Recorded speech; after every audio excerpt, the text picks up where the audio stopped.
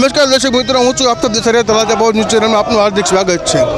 હાલ જે થોડા દિવસો પહેલા કમોસમી વરસાદને લઈને ખેડૂતોને થયેલ નુકસાની છે, તેના લઈને આજે કોંગ્રેસ પાર્ટીના કાર્યકરો અને આગેવાનો ધરણા ઉપર બેઠા હતા, જેને લઈને અત્યારે હાલ પાલિતાણા ચોકડી નજીક રોડ ચક્કાજામ કરવાના કાર્યક્રમ અપાયો છે। તમે જોઈ શકો છો કે રોડ ચક્કાજામ કર્યો છે અને તળાજા પોલીસ પણ સ્થળ પર આવી પહોંચી છે અને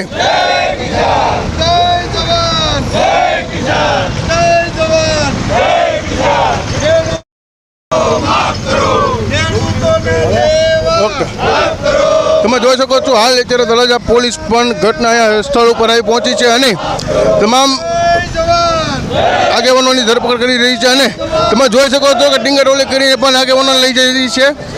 તમે જુઓ અત્યારે હાલ રોડ ચક્કાજામ કરી દેવામાં આવ્યો છે। તમે જોઈ શકો છો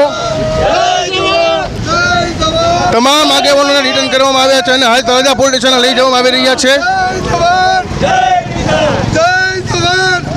તમે જોઈ રહ્યા છો માફ કરો ખેડૂતોના દેવા માફ કરો।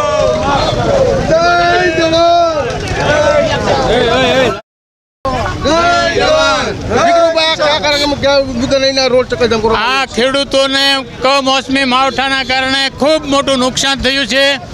આ ખેડૂતોના સંપૂર્ણપણે ગુજરાતની અંદર સર્વેના નાટકો બંધ કરીને સંપૂર્ણપણે દેવા માફ કરે અને નુકસાનીનું વળતર આપે એવી માગણી સાથે સમગ્ર ગુજરાતની અંદર તમામ તાલુકાઓની અંદર તારીખ 1 થી લઈને 5 સુધીમાં ધરણાનો કાર્યક્રમ છે। આજે તળાજાની અંદર પણ ધરણાનો કાર્યક્રમ એટલા માટે કે ખેડૂતોના દેવા સંપૂર્ણપણે માફ કરવામાં આવે અને ખેડૂતોની નુકસાનીનું વળતર આપવામાં આવે। પરંતુ આજે પોલીસ દ્વારા અમારા ધરણાનો કાર્યક્રમ હતો સવારના 10:30 થી 5 વાગ્યા સુધીનો, પરંતુ આ પોલીસ દ્વારા સરકારના ઇશારે તમામ કાર્યકરોની ધરપકડ કરવામાં આવી છે, જે ખરેખર દુઃખજનક બાબત છે। જી આ હતા તળાજાના પૂર્વ ધારાસભ્ય કનુભાઈ બારૈયા। અત્યારે તમામ કોંગ્રેસના આગેવાનોને તળાજા પોલીસે ડિટેન કર્યા છે અને તળાજા પોલીસ સ્ટેશન ખાતે લઈ જવામાં આવી રહ્યા છે। તમે જોઈ શકો છો કે ગાડીમાં બેસાડે છે બધાને।